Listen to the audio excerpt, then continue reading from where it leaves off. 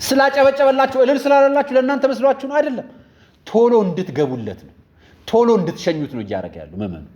ደክሞት እናንተን አፍሮ ታቦቱን አክብሮ ነው የቆመው ህዝቡ።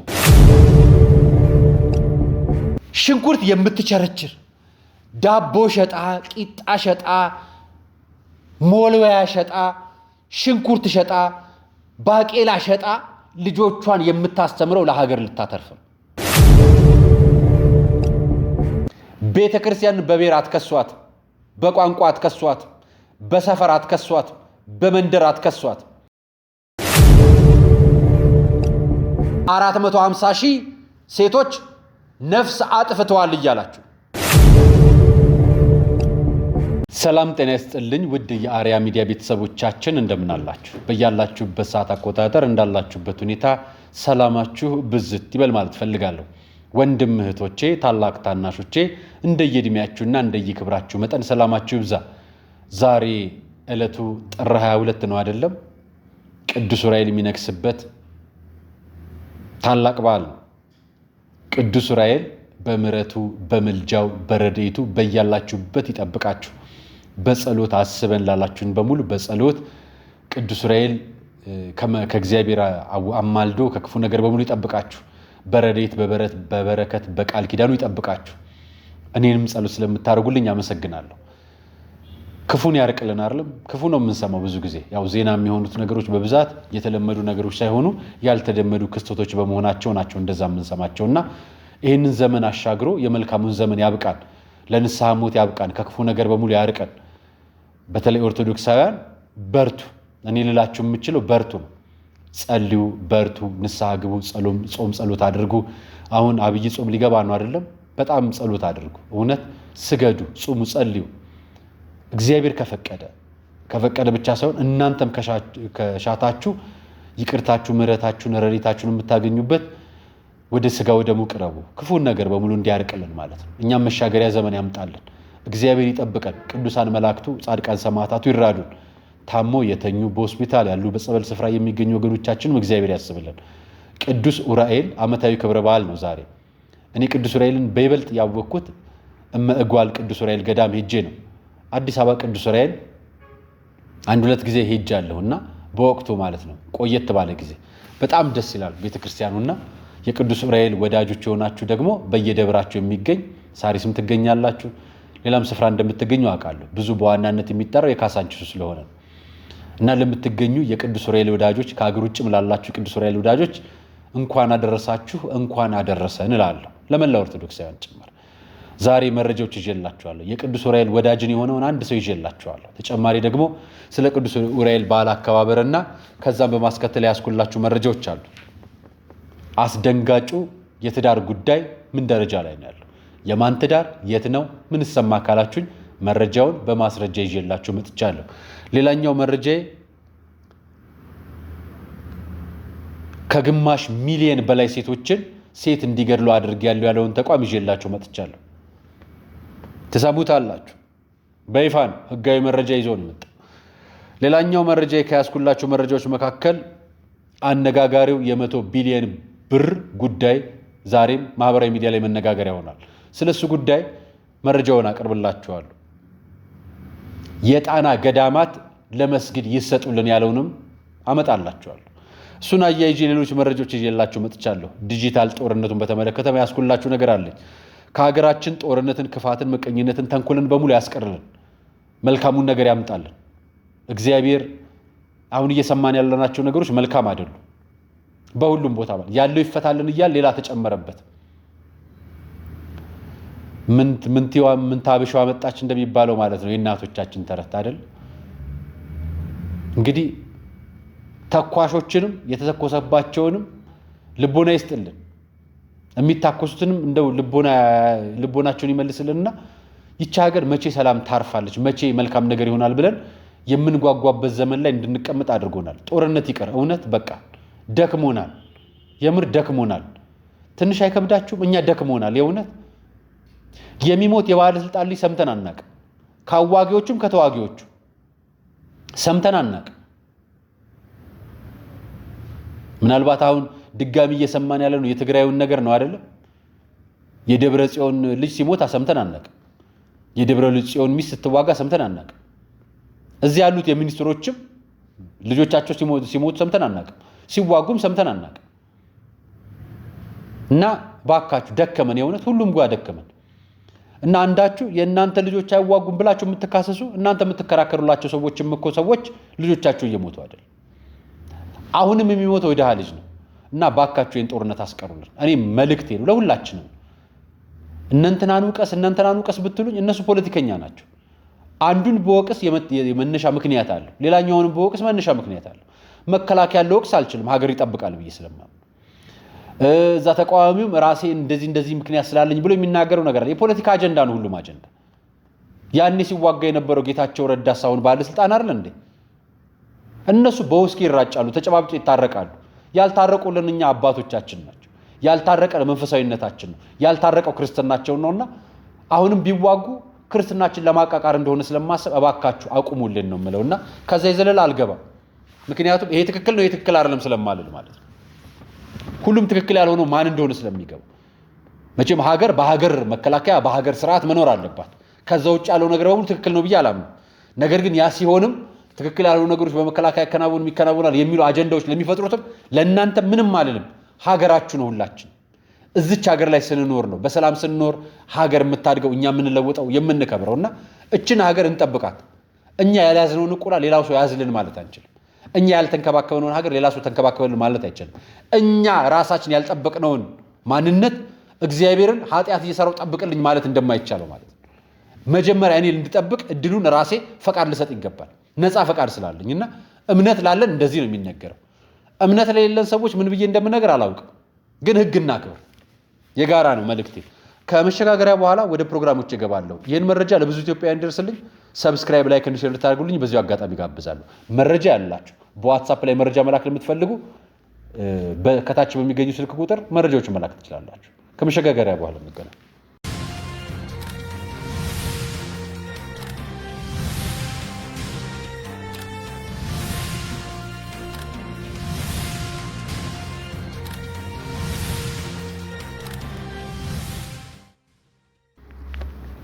የመጀመሪያው መረጃ ቅዱስ ዑራኤል እንዲህ እየተከበረ ነው። ብፁዓን ሊቃነ ጳጳሳት በተገኙበት፣ የቤተ ክርስቲያን አስተዳዳሪዎች በተገኙበት፣ ካህናቶች እንደዚህ ሆነው ብፁዕ አቡነ ሕርያቆስ በተገኙበት በካሳንቺስ ቅዱስ ዑራኤል ታቦቱ ወጥቶ ህዝቡን እየባረከ ምዕመናኑም እየተባረኩ ቅዱስ ዑራኤል እንኳን አደረሳችሁ። የመጀመሪያው ማቀርብላችሁ ከሷ ጋር አያይዤ የቅዱስ ዑራኤልን ወዳጅ የሆነውን የነጻነት ወርቅነህን ጉዳይ ነው። ነጻነት ወርቅነህ ዛሬ ባለቤቱ ተሸኝታለች። የሸኛት አስናቀ ንጉሴ ነው። የቅዱስ ዑራኤል ልጅ ስለሆነ ነው ያነሳሁት። ቅዱስ ዑራኤል ነው የሻማ መብራት መከናወን የተከናወነው። የቅዱስ ዑራኤል ልጅ ነው።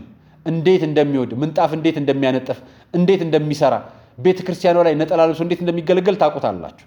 በተለይ ቅዱስ ዑራኤል ልጆች ታውቁታላችሁ፣ እዚሁ ካሳንቺስ የምትገኙ እና በቅዱስ ዑራኤል ቀን እሱን ሳያስቡት ማለፍ ስለማይቻል ባለቤቱንም ቃለ አብ ነፍሰ መድኃኔዓለም ይማረልን፣ ሰላም ግቢ፣ በርቺ፣ ለልጆች ስትይ ጠንክሪ፣ ንጹዬ፣ እግዚአብሔር ሁላችን ጽናቱን ይስጠን አለ አስናቀ።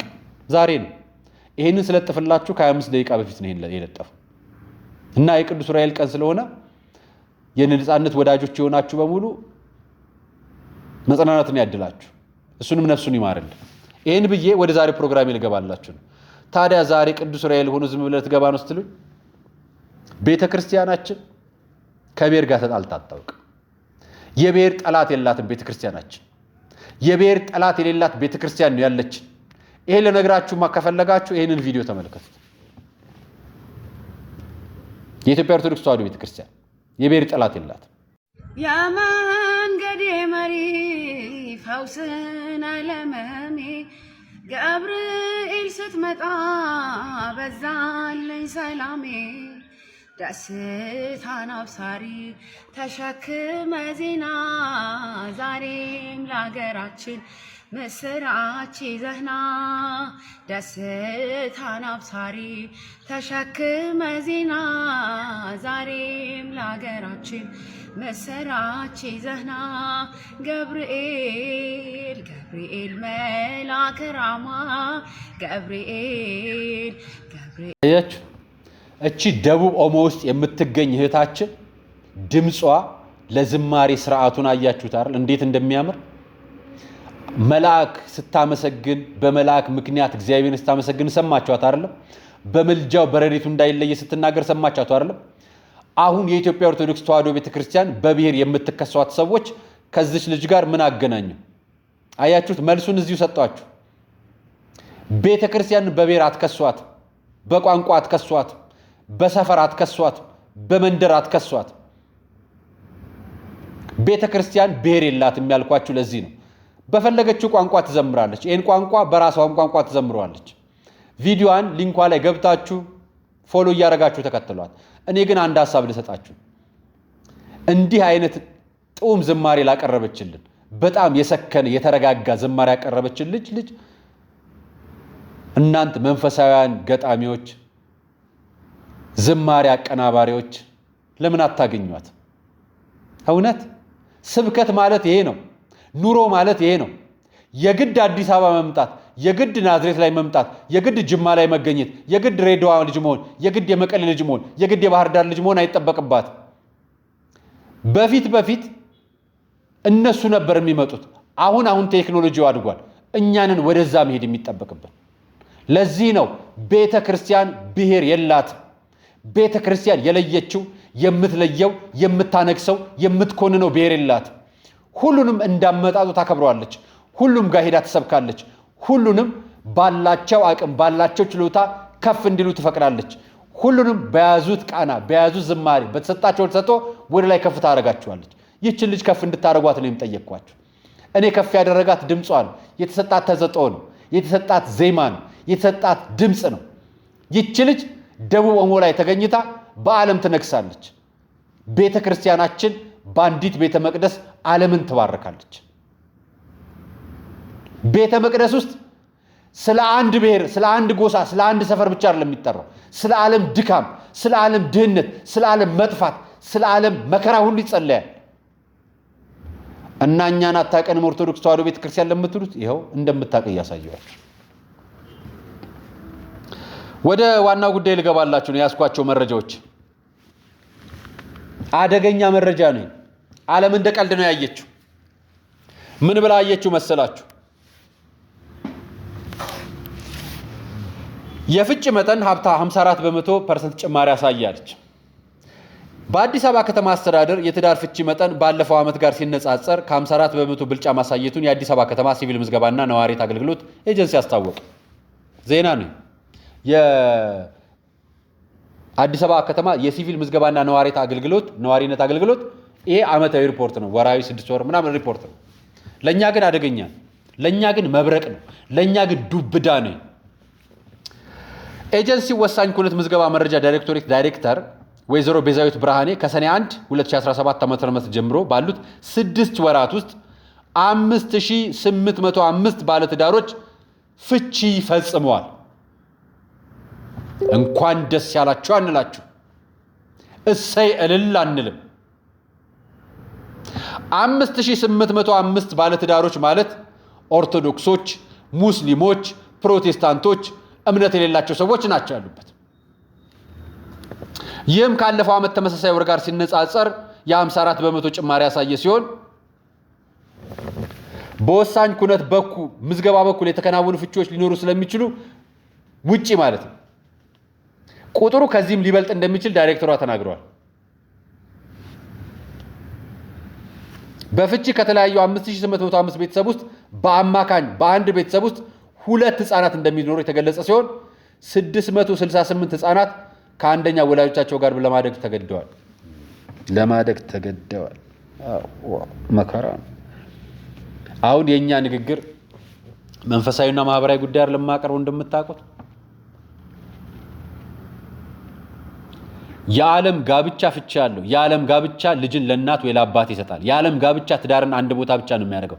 የዓለም ጋብቻ በእግዚአብሔር ፊት የተደረገ ጋብቻ አይደለም። የዓለም ጋብቻ እንከኖችን ተፈትኖ ፈተናውን የሚወጣ አይደለም። የዓለም ጋብቻ ፌሚኒስት ይፈትነዋል። የዓለም ጋብቻ የሥርዓተ ጾታ እኩልነት የሚል ፈተና ይፈትነዋል። የዓለም ጋብቻ ስልጣን ይፈትነዋል። የዓለም ጋብቻ መከራ አለበት። የዓለም ጋብቻ ጌጣጌጥ ይወዳል። የዓለም ጋብቻ መከራ ያለ ይሄን የምነግራችሁ ለምትኖሩ ነው። ይሄን የምነግራችሁ ህይወታችሁን በኒቃ ላላደረጋችሁ በቤተ መቅደስ ላላደረጋችሁ ነው። በኒቃ ለሚጋቡ ሴቶች ይሄ መልእክት አይደለም። ምክንያቱም በአላህ ፊት ነው ጋብቻቸውን ያደረጉት። በቤተ መቅደስ በቅዱስ ቁርባን ወይ ደግሞ በተክሊል ላደረጉት ደግሞ ይሄ መልእክታቸው አለ። ምክንያቱም እነሱ ጋብቻ የእግዚአብሔር ፊርማ የእግዚአብሔር ቃል ኪዳን ያለበት ነው። የእነሱን ጋብቻ በፍቻ አታገኙትም። በመከራ ነው የምታገኙት። በመከራ ከ100,000 አንድ ነው የምታገኙት። በ6 ወር 5806 ሰዎች ተፋታ ማለት 668 ህፃናትን ከእናታቸው ወይ ከአባታቸው ጋር ብቻ እንዲኖሩ ፈርዶባቸዋል። በእያንዳንዱ ቤተሰብ ውስጥ በአማካይ 2 ህፃን አለ ተብሎ ይታሰባል።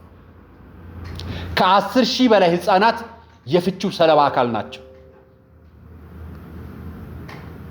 ከ11,000 በላይ ህፃናት ከ11,600 በላይ ህፃናት የፍቺው በጣም በደለኛ ናቸው። ይሄ ማለት በምዝገባ የተመዘገበው ብቻ ነው። በሰፈር ሽማግሌ የተጋባውማ ከዚህ ይበልጣል እኮ። ለዚህ ነው የቤተ መቅደሱን ጋብቻ ወደ ቤተ ክህነት የቤተ መንግስቱን ጋብቻ ወደ ቤተ ክህነት የምናድርገው፣ የቤተ ክህነቱን ጋብቻ ወደ መስጊድ የምናድርገው እምላችሁ። ፋጡማና መሐመድ ሆነ ቤተ መንግስት ያደረከው ወይ ደግሞ ወሳኝ ኩነት ላይ ያደረከውን ጋብቻ ወደ መስጊድ ወስደው በኒቃ አድርገው ምን ለዚህ ነው ቅድስትና ገብረ ምናምን የምትባለው ወንድማችን በወሳኝ ኩነት ያደረገውን ጋብቻ ገብተ በቤተ መቅደስ በእግዚአብሔር ፊት ጋብቻን አድርገ ምን ለዚህ ነው አባቶች መስቀል ይዛችሁ በአዳራሽ አትባርኩት የምንላችሁ። ምክንያቱም የአዳራሹን ጋብቻ ትክክል ያደርጉታል። ፍቺውንም ትክክል አድርገውት እንዲህ በዚህ ያተሰማዋል እና ፍቺውን እንዳንሰማው ነው የምነግራችሁ። ያው የፍቺ ዜና ነው። ይሄንን ሳሳያችሁ ግን አንድ ነገር ትዝ አለ። ይሄ ብቻውን ችግር አይደለም። ብቻውን ትዳር ውስጥ የሚፈጠሩ ነገሮች ምናምኖች አሉ። ገና መነሻው ነው ችግሩ። ብቻውን አይደለም ችግር። የብዙሃችን ድጋፍ አለው። ብዙዎቻችን እንደግፈዋለን። ብዙዎቻችን የምናደንቀው በቬሎ የሚጋቡትን ነው። ገጣሚን ህሊናን አይታችኋታል አይደል? በቬሎ አስደንቃችሁ በቤተ መቅደስ አረገችው ጋብቻው። የቬሎውን ስታደንቅ የቬሎውን ስታወራ በእግዚአብሔር ፊት አረገችው ፊርማዋን። በቬሎ ስታደንቃት በምናምን ስታደንቃት በኒካ ያደረገችው ጋብቻዋን ሙስሊሟ አላህ ፊት ያደረገችውን ጋብቻ አትፈታው። እግዚአብሔር ፊት ያደረገችውን ጋብቻ አትፈታው። ቤተሰብ ውስጥ ጥል አለ፣ ግጭት አለ፣ ጭቅጭቅ አለ፣ አይቀርም። ይሄንን እመኑ። ትዳር ያለዚህ አይፈጠርም። ትዳር ያለ ግርግር አይኖርም። ይሄን የግርግር ትዳር እግዚአብሔር ፊት ስታደርገው ስክነቱንም ማስተዋሉንም እርጋታውንም ትህትናውንም ያድልሃል። እና ለዚህ ነው ወደ እግዚአብሔር ስትቀርብ ንስሐ ትገባለህ፣ ስጋው ደግሞ ትቀበላለህ፣ ትቆርባለህ፣ ልጅህን በጋራ ታሳድጋለህ፣ ቤተሰብን በስርዓት ትመራለህ፣ ትሰራለህ፣ ትለወጣለህ። አንቺ ከሱ በላይ ነኝ አትይም፣ እሱም ካንቺ በላይ ነኝ አላለም። የቤቱ ራስ ግን ወንድ ነው፣ የቤቱ መሪ ግን ሴት ነች። የቤቱ ራስ ወንድ ሆኖ የቤተሰቡ መሪ ሴት የምትሆነው ባሏን የምትመራው፣ ልጆቿን የምታስተባብረው፣ ሀገር የምትመራው፣ የቤተሰቧን ኢኮኖሚ የምታንቀሳቀሰው ሴቷ ነች። ወንዱ ግን የቤት ራስ። ሴቷ ቤተ መቅደስ ነች፣ ወንዱ ክርስቶስ ነው ለኛ። ለዚህ ነው ጋብቻችሁን በቤተ ክርስቲያን አድርጉ የምንለው። ለዚህ ነው ቁብ ያደረጉ ካህናት፣ ቁብ ያደረጉ ጳጳሳት ሄደው የዓለም ትዳር አትባርኩ የምንለው። ለዛ ነው ቢባረክም ከተባረከ በኋላ ወደ ቤተ መቅደስ ከመጣ አሳየው። ነገር ግን መባረኩን ሰዎች ያንን ነገር ሁሉ ትክክል እያደረጉት ለእንደዚህ አይነት የትዳር ፍቺ ይዳረጋሉ ነው የኛ መልእክት። ብዙ ጊዜ እኛን የምትከታተሉ ሰዎች ይሄንን ነገር ደጋግሜ ስናገር ታውቁታላችሁ። ጋብቻው በምን መሆን አለበት? በቤተ መቅደስ አይደል? እንደሱ ነው መሆን ያለበት። ሌላኛው ማሳያችሁ ለዚህ መንስኤ ብዙ አጋላጭ ሆነውና የማታውቁትን አንድ ነገር ልንገራችሁ። ብዙ ጊዜ ከጀርባ ቀላል ነገር ይመስላችኋል ለእናንተ። ይሄ ዜና ይከብዳችኋል፣ ግን ልነግራችሁ ነው ሳልወድ በግዴ። 450,000 ህፃናት እንዲገደሉ ያደረገውን ተቋም ነው የምነግራችሁ።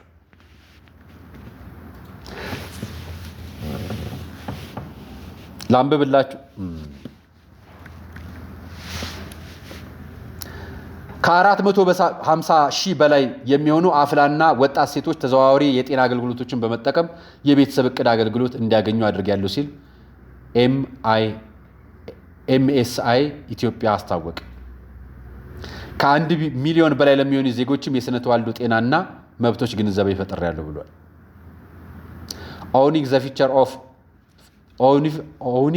ኦውኒንግ ዘር ፊውቸር ወይም የራስን መጻኢ ዕድል ባለቤቶች የተሰኘ የጤና ፕሮጀክት ማጠናቀቁን ይፋ አድርጓል። ትላንትና MSI ኢትዮጵያ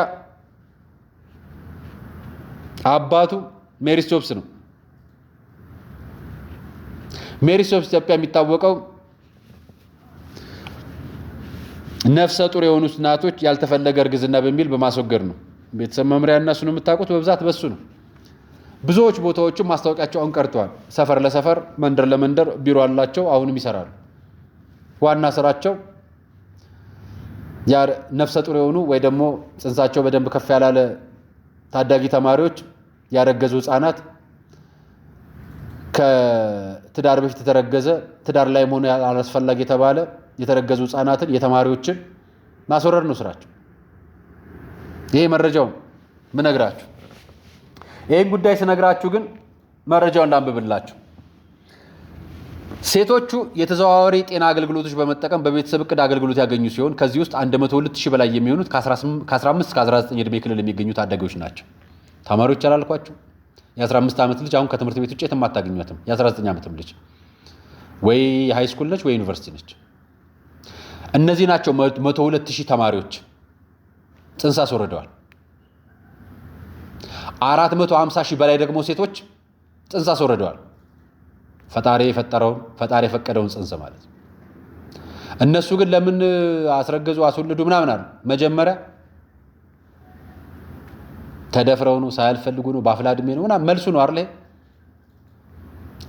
የኛ ሎጂክ በእግዚአብሔር ዘንድ ሀቅ አይሆን፣ በእግዚአብሔር ዘንድ እውነት አይሆን። የኛ ሎጂክ ለተፈጠረው ነፍስ ማጥፋት መብት የለን።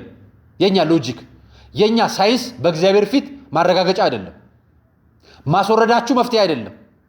መግደላችሁ መፍትሄ አይደለም። 102,000 ተማሪዎች ማስወረዳቸው መብት አይደለም። በእግዚአብሔር ፊት በአላህም ፊት መብት አይደለም። በአላህ ፊት መብት ያልሆነው ማስወረድ፣ በእግዚአብሔር ፊት መብት ያልሆነው ማስወረድ፣ በዓለም ሕግ ግን መብት ሆኖ 450,000 ሴቶች ነፍስ አጥፍተዋል እያላችሁ ተቋሙ በላይ 1 ሚሊዮን ሴቶች በላይ ደግሞ በዚህ ጉዳይ ግንዛቤ ሰጥተናቸዋል። ብታረግዙም ግንኙነት ማድረግ ትችላላችሁ፣ ብታረግዙም ኑ እኛ ጋር እናስወርድላችኋለን እያሏቸው። ፕሮጀክቱ በኦሮሚያ፣ በደቡብ ኢትዮጵያ፣ በሲዳማና በደቡብ ምዕራብ ኢትዮጵያ ክልሎች ለሚገኙ ሴቶችና ልጃገረዶች እጅግ አስፈላጊ የሆነ የስነ ተዋልዶ ጤና አገልግሎቶችን ተደራሽ ለማድረግ ሲሰራ እንደቆየ ገልጿል። ለ5 ዓመታት በላይ ተቋማችን በአማካኝ 213,227 ሴቶችን የተሟላ የቤተሰብ እቅድ አገልግሎት እንዲያገኙ ተደርጓል። ጽንሳቸው እስኪጀመር፣ እስኪያረግዙ፣ እስኪወልዱም፣ እስኪያስወርዱም፣ እስኪገድሉ ድረስ ማለት ነው። ከ1 ሚሊዮን በላይ ሴቶች 59 በመቶ ያሉ ሴቶች ልጃገረዶች ናቸው። ለልጃገረድ ሴቶች ግንኙነት ማድረግ ጥሩ ነው፣ አድርጉ፣ የእናንተ የራሳችሁ ፍላጎት ነው። ስነ ተዋልዶ በምትል ስም፣ የሴቶች እኩልነት በምትል ስም፣ በራሳችሁ ገላ ላይ ራሳችሁ ከማዘዝ ውጭ ማንም ስልጣን የለውም በሚል ስም፣ ይሄንን በማዘዝ ስም የተደረገ ፕሮጀክት ነው። በእመቤታችን ክብረ በዓል ቀን ነው ይሄን መግለጫ የተወጣ። ምንድነው መሪ ቃላቸው? በራስ መጻኢ ዕድል፣ በራሳችሁ ፍላጎት፣ በራሳችሁ ገላ ላይ የመወሰን ስልጣን አላችሁ። ቤተሰብ እቅዳችሁን ተጠቃሚ ሆነ የሚል ይህም ፕሮጀክት የእንግሊዝ ፕሮጀክት ነው። ሜሪ ስቶፕስ ኢንተርናሽናል 36 ሀገራት ላይ ፕሮጀክቱ ይሰራል። በ1976 በፈረንጆች አቆጣጠር ነው ይህ ፕሮጀክት የተጀመረው። ዋናው ነገሩ ሴቶች ላይ ትኩረት አድርጎ የሚሰራ ነው። We deliver life-saving and life-changing reproductive health service in 36 countries ነው። ላይፍ-ሴቪንግ ህይወት ማዳን፣ ሴቶች ነፍሰ ጡር የሆኑ ሴቶችን ጽንሳቸው እየተገደለ ህይወት ማዳን የሚል ቃል ይጠቀሙላቸዋል። ህይወት ማዳን ላይፍ ቼንጂንግ ህይወት መቀየር ይሏቸዋል። እነዚህ ካንትሪ ላይ ከናሽናል ከጋቨርንመንት ጋር ከግሎባል ኤምኤስአይ ፓርትነርሺፖች ጋር ይሰራሉ። እነዚህ ፋውንደር አላቸው፣ ፊውቸር ቾይስ አላቸው። ዋና ሀሳባቸው በራሳችሁ ገላ ላይ የመወሰን ስልጣን አላችሁ፣ የራሳችሁ ምርጫ አላችሁ፣ የራሱ ፊውቸር አላችሁ በሚል ነው ስነ ልቦናዊ ስልጣን የሚደረግላቸው። ይሄ የገዛ ልጃችሁን እንድትገሉ ማድረጊያ ስልጠና ነው። ይሄ ተቋሙ በሜሪስቶፕስ በጣም ታውቁታላችሁ። ሜሪስቶፕስ ኢትዮጵያ በደንብ ታውቁታላችሁ። የሱ ኦነር ድርጅት ነው። ፎሪን ኮመን ዌልዝ ኤንድ ዲቨሎፕመንት ኦፊስ በሚል ተቋም ነው። ይሄ የእንግሊዝ የውጭ ጉዳይ ሚኒስቴር መስሪያ ቤት። ይሄ ተቋም ታስታውሱታላችሁ። ከዚህ በፊት ነግሬያችኋለሁ። ለኛ ኢትዮጵያ የሚሉ የዘፈን ፕሮግራም የሚሰሩ ታስታውሷቸው ከሆነ የፎሪን በዚህ ዲቨሎፕመንት ተቋም በሚሰራው ስር ኢትዮጵያ ውስጥ የኛ በሚባለው ፕሮጀክት ዘቢባ ግርማ ዘፋኛ ራሄል ጌቱ የምትባል ዘፋኛለች። እነሱን ያፈራ ማለት ነው። ሴቶችን እኩልነት መመስረት በሚል $5 ሚሊዮን ለ4 ዓመት በጀቶ በፋና ብሮድካስቲንግ ኮርፖሬሽን መረጃውን ያሰራጭ ነበር። ውጤት አይደለም በሚባል ደግሞ ሁለተኛ ዙር ሰርቷል። የኛ የሚባል ፕሮጀክት ይሄ ፕሮጀክትን የሚመራው ፈንድ የሚያደርገው ይሄ ተቋም ነው። ይሄንንም የማስወረድ ፕሮጀክት የሚመራው ይሄ ተቋም ነው። ከካናዳ መንግስትና ከእንግሊዝ መንግስት ነው በጀት የሚያገኘው። ፕሮጀክቱን ተቋሙን የመሰረተው ይሄን ነው። ተቋሙ ላይ የሚመራው ግለሰብ ደግሞ ይሄ ነው። ኢትዮጵያ ውስጥ ላለ ይኸውላችሁ ዩኬ ፎሪን ኮመንዌልዝ ኤንድ ዲቨሎፕመንት ኦፊስ ዩኤንኤፍፒኤ ግሎባል አፌርስ ኦፍ ካናዳ በዚህ ጉዳይ ላይ የሚሰሩ ናቸው። ዩዝ ኤንድ ካልቸር ዲቨሎፕመንት YCDF ይሄን የሚሰሩ ናቸው በዓለም አቀፍ ደረጃ። እነዚህ ናቸው ሴቶቻችን እንዲያስወርዱ አድርገው የኢትዮጵያ ሴቶች እንዳይወልዱ የሚያደርጉት እነዚህ ናቸው። በየት በኩል መጡ? መጀመሪያ በቴሌቪዥን መጡ። በፋና በነ ዘይባ ግርማ በነ ራሄል ጌቱ ዘፈን በምናም ሊያመጣቸው እነሱ የራሳቸውን ችሎታ ይዘው ወጡ። ዋናውን ፕሮጀክት አያውቁት። ዋናው የፕሮጀክቱ እቅድ የሚወለድ ትውልድ እንዳይፈጠር፣ የሚያድግ ማህበረሰብ እንዳይኖር፣ ራስ በራሱ የሚያድግ በራሱን የሚያስተምር የራሱን ቋንቋ የሚያዳብር በራሱ ስልጣን የሚያድግ ሀገር እንዳይኖር መስራት ነው። የማቅድ የነዛ እቅድ ቅኝ አዙር እጅ መግዛት ማለት ነው። ቅኝ መግዛት ነው። በጀርባ መጥቶ ቀኝ ገዝተውናል። ይሄ በማስረጃ ነው ያሳየው። ካልፈለክ የኛ የሚባለው የሴቶቹን ይሄ እንቅስቃሴ የነበረውን ነገር የሴቶችን ኢምፓወርመንት በሚል አሁን ደግሞ በጣም አሉ ብዙዎች አይደል? ብዙዎች ሴቶችን ማብቃት ሴቶችን ምናምን የሚል በመንግስት ደረጃ 2030 ተብሎ የሚገለጽ በተለያዩ ዲቨሎፕመንት ኦርጋናይዜሽኖች እንዲሁም ሌሎች ተቋማቶችም ጭምር የሚገለጹ 2030 የሚባል ፕሮጀክት አለ አይደለም? ይሄ የጸደቀው አሁን አይደለም። መለስ ዜናዊ ነው የተፈረመው ብራዚል ውስጥ ነው። አጀንዳ 21 ብላችሁ ዌብሳይታችሁ ላይ ሰርች አድርጉ። አጀንዳ 21 ማለት አሁን የምታዩት 2030 ፕሮጀክት ነው። 2030 ፕሮጀክት ማለት ደግሞ ዓለምን ወደ አንድ መንግስት፣ ወደ አንድ ስርዓት፣ ወደ አንድ እምነት ማምጣት። ታዲያ ይሄ ነው አሁን እየሰራን ያለ ነውና የገዛ ልጆቻችሁን 450 ሺህ ሴቶች ህፃናት ገድለዋል። ኢትዮጵያ ውስጥ ነፍስ አጥፍተዋል። አልተፈረደባቸውም። በምንድን ነው የመጣ? በህግ ከለላ ስር መጣ። በሃይማኖት ብትመጡ ኃጢአት ነው አይደለም? ኃጢአት ብዙ ጊዜ ከሃይማኖት የወጣ ነው አይደለም? እቅድ የሀገር ህግ ቢወጣ ኖሮ ወንጀለኞች ነበር የሚባሉት። ያልተያዙ ሆስፒታል ወስደው ልጆቻቸውን የገደሉ እናቶች 450 ሺህ እናቶች አሉ ነው ኢትዮጵያ ውስጥ በላይ። ይሄ የምንነግራችሁ በቁጥር የታወቀ ነው። በቁጥር ያልታወቀ ግን በጣም ብዙ አለ። እና አሁን ማስወረድ መብት ነው፣ ልጅ መግደል መብት ነው ይሏቸዋል። ከዛም ቤተክርስቲያንም ቸርችም እየሄዱ ንስሐ አይሰጡበትም፣ መስጊድም እየሄዱ ምንም አይሉበትም። እንግዲህ ለልቦናችሁ የራሳችሁን አውቁበት። እኔ የምነግራችሁ እየተሰራብን ያለው ፕሮጀክት በጣም ከባድ ነው ልላችሁ። ሌላኛው ፕሮጀክት ላሳያችሁ። የኢትዮጵያ ኢኮኖሚ የኛ ኢኮኖሚ ነው። የኔ ያንተ ያንቺ የግብራችን የስራችን የእንቅስቃሴያችን ውጤት ነው። ዛሬ ለኔ ቢጤ የምናወጣው ነገር ኢኮኖሚያችን አንዱ ድርሻ ነው። ለመንግስት ለታክስ የምንከፍለው ነገር አንዱ ድርሻ ነው። እያንዳንዱ እንቅስቃሴያችን የኢኮኖሚው አንዱ ዋልታ ነው፣ አንዱ ማገር ነው። እያንዳንዱ ድርሻ ነው። 100 ቢሊዮን ብር ግን ተዘርፈናል። ይሄ ፖለቲካ አይደለም። ይሄ 100 ሚሊዮን ብር ተዘርፈናል። ይሄ ዜና ኖቬምበር 27 ነው የወጣው 2025 ላይ። ይሄን ያወጣው ኢትዮጵያ ብሮድካስት ኮርፖሬሽን ነው። 100 ቢሊዮን ብር በላይ በመሰወር ወንጀል የተጠረጠሩ የስፖርት አወራራጅ ድርጅቶችና ባለቤቶቻቸው ተባባሪዎቻቸው በቁጥጥር ስር ዋሉ ተባለ። 100 ቢሊዮን ብር የሰወሩ በምን የሰወሩ? በግብር የሰወሩ ግለሰቦች ታሰሩ። ዛሬ ደግሞ የዜና ወጣ። መሰረት ሚዲያ ወጣ ብሎ እንደዘገበው ሀበሻ ከ100 ቢሊዮን ብር በላይ በማጭበርበር የተጠረጠሩ የተሰማሩ የታሰሩ በሙሉ ከስር መለቀቃቸው ተሰማ። እና 80% ነጋዴ ለምንድን ነው የሚባረረው? ለምንድን ነው ንግድ ፈቃዱን የሚመልሰው? ለምንድን ነው የንግድ ጫና የምታደርጉበት? እንዴ ኢኮኖሚ እኮ ነጋዴው ሲሰራ፣ ሰራተኛ ሲሰራ ግብር ሲከፍል ነው እኮ የሚያዋጣው።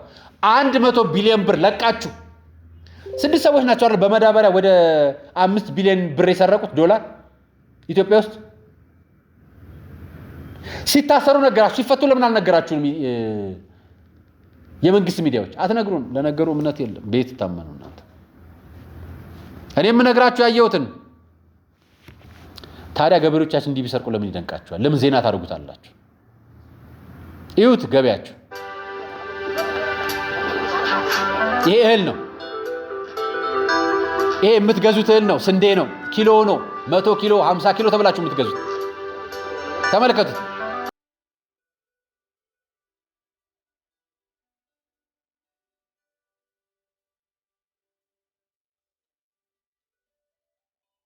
የ20 ኪሎ ድንጋይ ጨምረውበት ነው 100 ኪሎ የሚሸጡላችሁ። የ40 ኪሎ ድንጋይ ጨምረውበት መሀከል ላይ አመቻችተው ነው የሚሸጡላችሁ። አሁን የመንግስት ያሰራቸው 100 ቢሊዮን ሰዎች ልክ እንዲህ ነው የተደረገው። ገበሬው ላይ የወሰደው ነጋዴም ቤታችን አምጥተን እንዲህ ነው ድንጋይ የምናገኝበት። የገዛነው ወርቅ እበት አለበት። የምንሰራው ህግ ጥፋት አለበት። የምናስፈጽመው ጉዳይ ስህተት አለበት፣ እንከን አለበት፣ መታረም አለበት። ሁሉም መስተካከል ይችላል። 100 ቢሊዮን ለቃችሁ የ10 ብርና የ20 ብር ሽንኩርት የምትረድር ምንድነች የጎዳና ላይ የሚሸጡት የጎዳና ነጋዴዎች በደንብ ማስከበር ታባረሯቸዋላችሁ። 100 ቢሊዮን ለቃችሁ ጎዳና ላይ ይሽጡበት ለምን ተከለክሏቸዋላችሁ? ደንብ ማስከበር ቀጥራችሁ ከህዝብ ጋር ታደባደባቸዋላችሁ። ይቅር። ይሄን 100 ቢሊዮን ከለቀቃችሁ የእውነት ከሆነ የእውነት ካልሆነ እንስማችሁ። ከሆነ ግን አደጋ ነው። ሽንኩርት የምትቸረችር ዳቦ ሸጣ፣ ቂጣ ሸጣ፣ ሞልወያ ሸጣ፣ ሽንኩርት ሸጣ፣ ባቄላ ሸጣ ልጆቿን የምታስተምረው ለሀገር ልታተርፍ ነው። ለሀገር ውለታ ልትውል ነው። ልጆቿን አሳድጋ ቁም ነገር ልታበቃ ነው እንጂ ሀሽ ልትነግድ አይደለም፣ እንጂ ሀገር ልትዘርፍ አይደለም፣ እንጂ ባለ ሀብትን ማጀራት ልትበት አይደለም። ልጆቿ ኖረው እንዲያድጉላት ነው። ወንዱ ልጁን አዝሎ ልብስ የሚሸጥላችሁ ለእናንተም ለእኛም ነው። የሚሸጠው ልብስ ለልጁ ዳቦና ውሃ ነው፣ ወጥቶ እንዳይለምን ነው፣ ኢኮኖሚ ላይ ጫና እንዳይፈጠር ነው። ዛሬ ከአስፋልት ላይ ያባራችሁት ነጋዴ እናንተ እኮ በአደባባይ የያዛችሁት 100 ሚሊዮን ብር ለቃችሁታል። እና የቱን ከየቱን እናመጣጥ ነው? የቱን ከየቱን እናስተካክል? የእናንተ ሲሆን ትክክል፣ የሌላው ሲሆን ስህተት እንዴት ይሆናል? ህግ እኩል እኮ ነው መሆን ያለበት።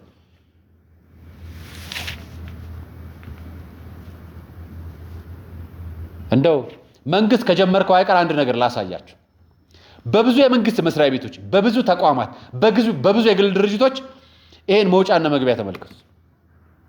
የአካል ጉዳተኞች መውጫና መግቢያ ተመልከቱ። ኢንጂነሪንግ በጣም የሚያስቀኝ በእኛ ሀገር ህንፃዎች ላይ የአካል ጉዳተኞች የሚወጡበት በዊልቸር የሚወጣው ጤነኛ ሰው አይወጣም።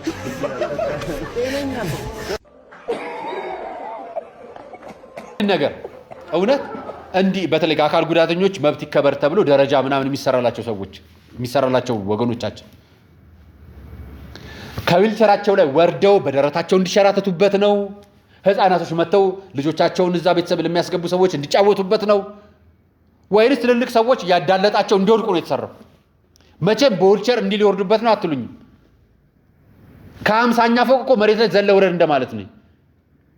ይሄም በመንግስት ተቋም ነው የሚሰራው። ይሄም ህንፃውን በሰራው ተቋም ነው የሚሰራው። ይሄን የመረመረ ይሄን ያጸደቀ ይሄንንም የፈቀደ አካል አለ። የግል ተቋማት ህንፃ ሲገነቡ ኢንጂነር ሄዶ ያያቸዋል አይደል? ቁጥጥር ኮሚቴ አለ አይደል? ቁጥጥር አለ። የግንባታ ፈቃድና ቁጥጥር የሚባል ቢሮ አለ። እናውቃለን እኮ ቢሮአችሁን መጣለን እናውቃለን። በየጊዜው እናያለን። እና ያ ቢሮ ይሄን ህንፃ ፈቅዶለታል አይደል? ይሄኛውን ህንፃ ይሄን ህንፃ ሚዲያ ላይ ስላገኘሁት ነው ያመጣውላችሁ። እኔ በጣም ብዙ ህንፃ ላይ ፎቶ ያነሳቸው ሚዲያ ላይ ያነሳቸው የመንግስት ቢሮም የግል ተቋማትም ላይ በጣም ብዙ አይቻል። በጣም ብዙ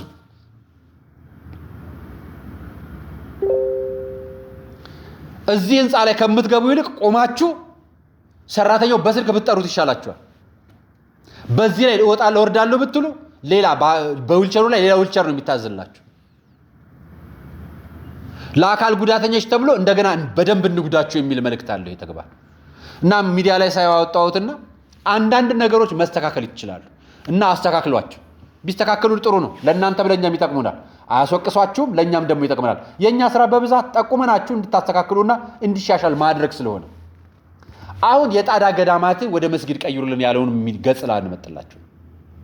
ይሄ ገጽ በተደጋጋሚ የተለያዩ መረጃዎችን ስለቃያዋል። በቅርቡ መጽሐፉን ማለት ነው መጽሐፉን ከክርስቶስ ውልደት በፊት እስልምና እስከ ዛሬ ድረስ በኢትዮጵያ የሚለውን መጽሐፍ የሚጽፍ አንድ ኡስታዝ አለ። ብዙ ገጾቹ የሱ መረጃዎች አሉበት። ይሄ ገጽ ሲጀምር የአማራ ድምጽ የሚል ገጽ አለ።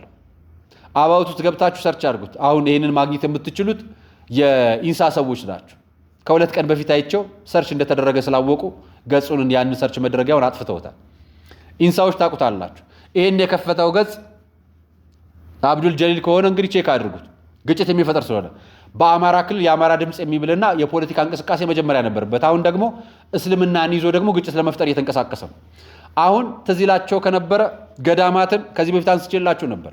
የጣና ገዳማትን በዩኔስኮ ለማስመዝገብ እየተጣሩ ነው ሲባል የጣና ገዳማትን ለመወረስ አትጣሩ ባካችሁ፣ የጣና ገዳማት በዩኔስኮ ተመዝግቧል የሚባል ውጤቱ ለቤተ ክርስቲያን ምን አመጣ? እኛ ከእግዚአብሔራችን ጋር ነው ግንኙነታችን። እውነት ለአምልኮታችን ይጠቅመናል ወይ? መስጊድ ላይ የሚደረገው ምዝገባ መስጊድ ላይ የሚደረገው ስራ አላህ ጋር ለመገናኘት ይጨምርላችኋል፣ ይጠቅማችኋል። ዋናው መልእክቱ ይሄ መስራት ያለበት ከዚህ ጋር የኛ ቤተክርስቲያን ከእግዚአብሔር ጋር ለመገናኘት እንጂ ከዓለም አቀፍ ጋር ለመገናኘት ምንም አይጠቅመንም። አንፈልገው። ዓለም እንድናገኛት አንፈልግም። ዓለም አስቀያሚ ነች። ዓለም ጥሩ አይደለችም። ዓለም ከቤተክርስቲያን አስጥላን እኛም በዓለም ልታጠፋን የምትፈልገው። ስለዚህ በዩኔስኮ አይመዝገብ። ይሄንን ጉዳይ አባቶቻችን ተከታተሉ ብዬ መረጃ ሰራው። አሁን መጡና ይሄኛው ደግሞ የገጽ መጀመሪያ የአማራ ድምጽ ነበረ ገጹ ስሙ። ፕሮፋይል ላይ ገብታችሁ በደምብ ቼክ አድርጉ። ከዛ በኋላ ስሙን ቀየረ። አሁን የምነግራችሁ የገጽ ቤተክርስቲያኗ በገዳም ስም በእርስትነት የያዘቻቸው ጣና ሐይቅ ላይ ያሉ ደሴቶች ከቤተክርስቲያን ይዞታነት ነፃ ሊሆኑ ይገባል የሚል ዘመቻ ጀመረ። ስለዚህ የጣና ገዳማትን ለመውረስ በአንድ በዩኔስኮ በዚህኛው በኩል በእስልምና በኩል ደግሞ ጀመራችሁ። እውነት የጣና ገዳም ላይ ሊሰግዱ ፈልጋችሁ ነው ሙስሊሞች? ይሄኛውን ገጽ የምትገልጸው ሰውዬ አይደለም አይደል? ለምን ሙስሊሞችን ወክለ ግጭት ትፈጥራለህ? አይደለም ሙስሊም ለይሄን ለምንድን ነው ፖለቲካ የምትሰሩት? በገዳማት ላይ የመጣችሁ በቤተ ክርስቲያን ላይ የምትሰሩት ግጭት የምትፈጥሩት ለምን? በራሳችሁ በስርዓት አመታመልኩ ሄዳችሁ እውነት ሙስሊም ከሆንክ ነው ያልኩት። ትሆናለህ ብዬ ስላላመንኩ ከሆንክም ነው የምነግራችሁ። የኢትዮጵያ ሙስሊም እውነት ገዳሙን ፈልጎት ነው ሊሰግድበት? ምን ፈልጎ ነው? ጣና ገዳማት ከዛን ዘዋ ይጠየቃል ማለት ነው። ከዛን የቤተ ክርስቲያን የገዳማት ስፍራዎች ይጠየቃሉ ማለት ነው። ጉዳዩ የሃይማኖት ጉዳይ ሳይሆን ፖለቲካዊ ጉዳይ እንደሆነ እንድትረዱት ፈልጌ ነው። ስለዚህ ጣና ገዳማት ላይ ፍላጎት ያላቸው የዓለም አቀፍ ተቋማት ዩኔስኮን ጨምሮ የእስልምና ፖለቲከኞች ተነስተውባናል። ገዳማታችንን ሊወርሱ ነው። የጣና ገዳማት ሊወረስ ነው። አሁን ጥያቄ ቀርቧል። እነዚህን ጥያቄዎች በፓርላማ ተሰማችላችሁ በቅርብ ጊዜ ጠብቁት። ስለ ጳጉሜ ሰምታችሁ አይደለም? ስለ ቀን አቆጣጠራችን ሰምታችሁ አይደለም? እንደ ቀልድ በዚህ ቀጽ ነበር የተጀመሩት። በመጨረሻዎች ላቀርብላችሁ ከምፈልጋችሁ ፕሮግራሞች መካከል ይሄን ነው። አንዱ ተመልከቱ። ልክ እንደ ኢየሱስ ክርስቶስ ለትህትናው ነው እግሩን የሐዋርያቶችን እግር ጫማ ያጠብ። እነዚህ ግን ሐዋርያቶቹ በመመናኑ ጫማቸውን ያስጠርጋሉ።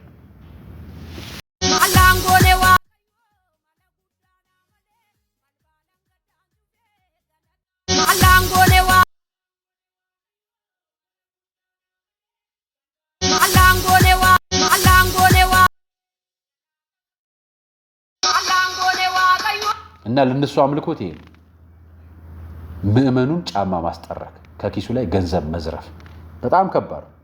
ሌላኛው ደግሞ ገንዘብን ካነሳው አይቀር ተመልከቱት። ይሄኛው ደግሞ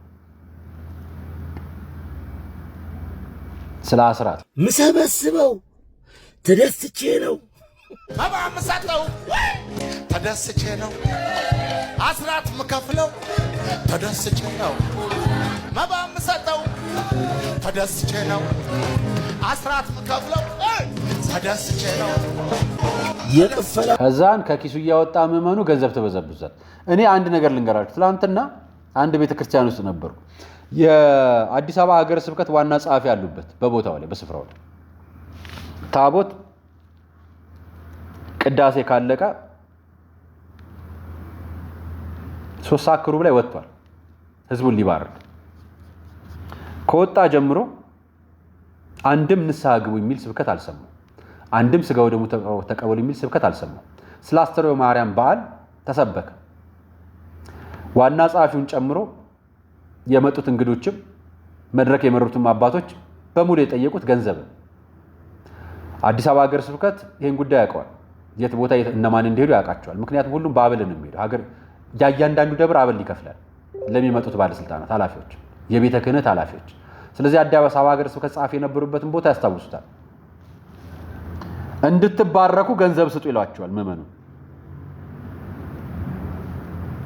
ገንዘብ ካልሰጡ እግዚአብሔር እንደማይባርካቸው ንስሐ ካልገቡ ወይ ስጋው ደሙ ካልተቀበሉ አይደለም፣ ገንዘብ ካልሰጡ ስጋው ደሙ እንደማይቀበሉ እየነገሩ ማለት እንደማይባረኩ እየነገሩ። ይሄን የምነግራችሁ እናንተ ቤት ብቻ ሳይሆን እኛም ቤትም አለ። ታቦት ተሸክማችሁ አትለምኑን።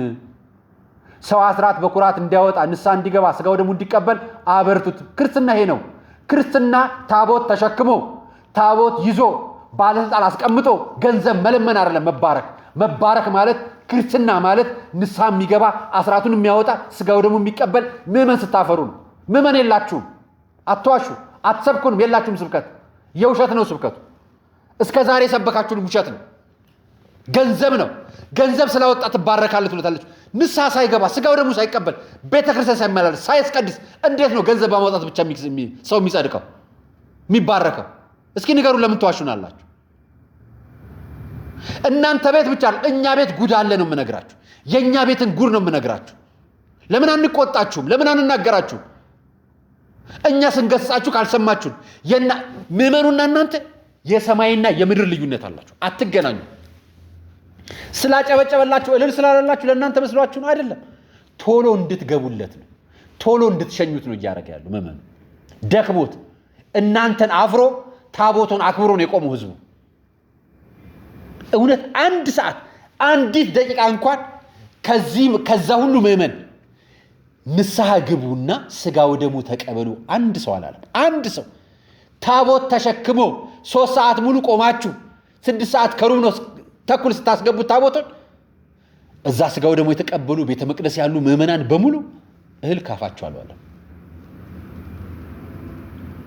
አስረባችሁ ምዕመኑን ተሸኙታላችሁ። ገንዘቡን ነው የምትጠይቁት፣ ኪሱን 1 ሚሊዮን ብር እንትን አስገባ እልል በሉ ተባረከ ትሉታላችሁ።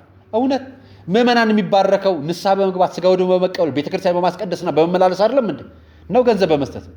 ስለዚህ ሚሊዮነሮች ልክ ናቸዋል፣ ገንዘብ ያላቸው ልክ ናቸዋል። እና እግዚአብሔር የቤተክርስቲያን ትምህርት ይሄ ነው። ለዚህ ነው ብፁዕ አቡነ ሕርያቆስ ይሄን ያስተካክሉታል ያርሙታል ብዬ አስቤ ነው የተናገርኩት። ሆነ ብዬ ነው የተናገርኩት። ይሄንን ልጅ አሰማችኋለሁ። ሚኪን ስሙት። እውነተኛው መረጃ እኔ ልለያችሁ። አርያ መካሻ ነበር ፕሮግራሙን አዘጋጅ ያቀርብኩላችሁ። ቤተክርስቲያን ውስጥ አስተምሮቱ በጣም የተዛነፈ ነው። በጣም በገንዘብ መባረክ የለም፣ እንዳትዋሹ። ሰው ንስሐ በመግባት ስጋው ደሙ በመቀበል ነው የሚባረከው የሚማረው ይቅር የሚባለው እንጂ በገንዘብ መባረክ ብሎ ነገር የለም። መባ ማንም ሰው ሊያወጣ ይችላል። እሱ በኋላ ነው። እሱ መጀመሪያ ልጅነቱን ከተገኘ በኋላ ነው። ንስሐ ያልገባ ስጋው ደሙ ያልተቀበለ ቤተክርስቲያን ልጅ ያልሆነን ልጅ ግን ገንዘብ ስለሰጠ አይድንም። አትዋሹት።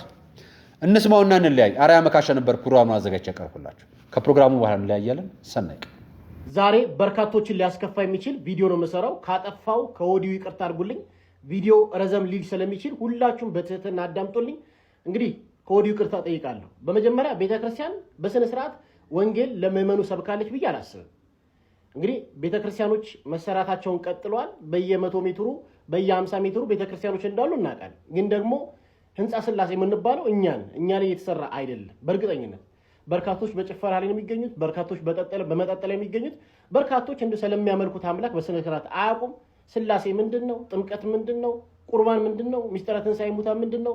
ሰባቱ ሚስጥራተ ቤተክርስቲያን፣ ስለ ሃይማኖት፣ ስለ እምነት በደንብ መሰረታዊ ዕውቀት የላቸውም ብዬ ነው የማስበው። እና ቤተክርስቲያን አብዛኛውን ጊዜ አውደ ምሕረት ላይ ልመና ይበዛል። በቃ ይሄ መናገር ሲችል ልመና በቃ ልመና ማለት ህንጻ ይሄ ግንቡ ላይ ትኩረት እያደረገች ብዬ ነው የማስበው። እና ከግንቡ ይልቅ ደግሞ እኛ የእግዚአብሔርን መንግስት የምንወርሰው እኛ ላይ ካልተሰራ የእግዚአብሔርን መንግስት መውረስ እኛ ካልቻልን ግንቡ ቢሰራ ምንም ዋጋ የለው። እውነት የተቀደሰ ነው አውቃለሁ። ቤተክርስቲያን መሰራቱ ጥሩ ነው አውቃለሁ። ግን እኛ ላይ መሰራት አለበት ብዬ አስባለሁ። እኛ ላይ እየተሰራ አይደለም።